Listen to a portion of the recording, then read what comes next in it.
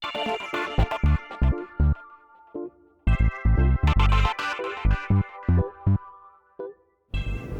everybody, Andrew Hyde with Ignite Boulder. Wanted to welcome you to this week's show and also introduce Scott Berkun from Ignite Seattle, talking about how to give an Ignite presentation. It's fantastic.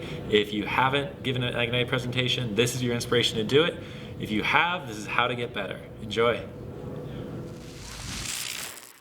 Ignite is an ongoing series of speedy presentations. They've ranged from building multi-person pogo sticks to hacking chocolate. Any topic that geeks hold dear. Each speaker gets only 5 minutes and 20 slides that auto-advance every 15 seconds. The talk you're about to hear was recorded live at one of the featured Ignite events around the world.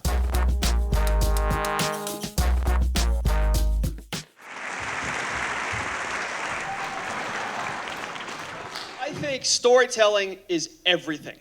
It is everything. It's the most important thing that we do. It's the most important thing that we are.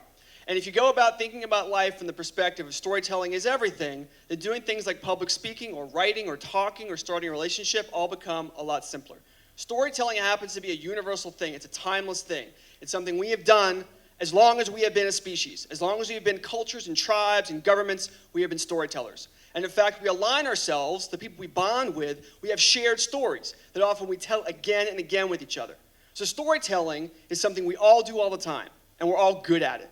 Any community you're in, any club you join, any team you root for, there's a set of stories that you all share. So when it comes to doing an Ignite talk, you guys already have stories, and you're already good at telling them because that's why you're alive. Now, when it comes to doing a talk like this, doing this format, you have to be a little bit more concise in the kinds of stories that you tell. There's 3 piles of stories to think about. The first is what you love, what gets you excited. Now, I know for a fact that all of you did not commit suicide today. You're here. Why? What is it that gets you up in the morning? What gets you going? On the other end of the spectrum, there's what you hate, what makes you angry. What would you remove from the world if you could? Also a place for passion. You can be passionate about what you hate. Because in fact, if you think enough about what you hate and you flip it over, you probably have something you should be loving more. So the trick involves what you love and what you hate. The third pile of stuff is what you're good at. What have you been doing for 5 years or 10 years, and you finally had some kind of insight that you wish someone had told you when you started? That's money. That's so powerful. That's the most important, powerful kind of story you can tell in a crazy format like this. And if you have none of these 3 things, then your job is a meta story. You need to do things outside of this format that will give you opportunities to tell stories about. And if you fail that, then you get a meta story about the story, how you tried to find a story to tell, but you failed. That's also a story. Now, when it comes to this format, people get freaked out and I got to tell my story up on stage. It's now this whole dynamic of public speaking. Well, you should know there's lots of famous public speakers that were actually lousy speakers. People like Cicero, Moses, and this guy, Lincoln. They were probably actually not very pleasant to listen to. They had stutters, high-pitched voices, but what they said was interesting. They told stories that they refined, and they made really clear what their points were. So people paid more attention to the ideas and how it's actually said, which is true today. And in fact, the other thing to be worried about is the time limit. The Gettysburg Address is only about 2 minutes long to read. You could do 2 Gettysburg Addresses in one Ignite. So you have no worries about how long, I can't fit anything. Yes, you can fit it in. Now, the other fear people have has to do with the fact that the slides move on their own. There's this grim reaper looming overhead at every moment. It's going to come like a Terminator. It's going to knock me into the next thing. People are terrified about this. I happen to think it's kind of funny.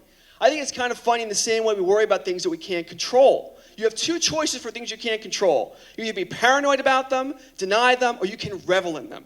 And I think this is a perfect format. You guys know it's coming. It's part of the entertainment that we're all going to expect to have happen, and we can make a joyful experience come from it, right? You guys are going to support me if I screw up this slide, right? You guys are with me? Right. Thank you. All right.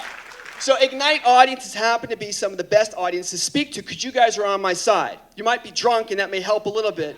But you're on my side. You're going to back me if I make a mistake. So if you want to try out public speaking, you're going to get good, positive audiences in this environment. Now, the last thing, this is the more practical portion of my 5 minutes, how to use time. It's a philosophical question, but a practical question for these 5 minutes. You only have time to say 4 or 5 things. So you want to be really careful about what they are. You can't fit that much more into 5 minutes. So think about that before you get started. The second thing is you're going to lose your first slide and your last slide due to applause, people throwing things at you, your introduction. You're going to blow those. You're going to practice and plan for having less time than even the 20 slides that you get. Now the last thing is a little trick here.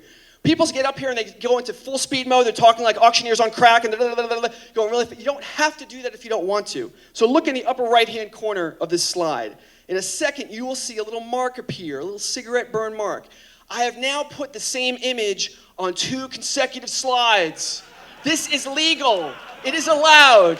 You can hack the format as much as you want.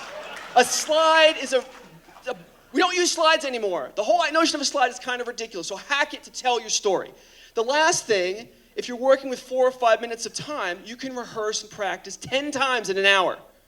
Now, I recommend you do it at least once before you make any slides at all, just so you can figure out what your points are and what you want to say. And then as you practice, build the material and backfill it in. So to sum up, all of you have a story to tell, and you're good at it. Second, don't worry about the Grim Reaper. You can hack around that. And third, practice is everything. And I hope to see you guys up here next time. Thank you.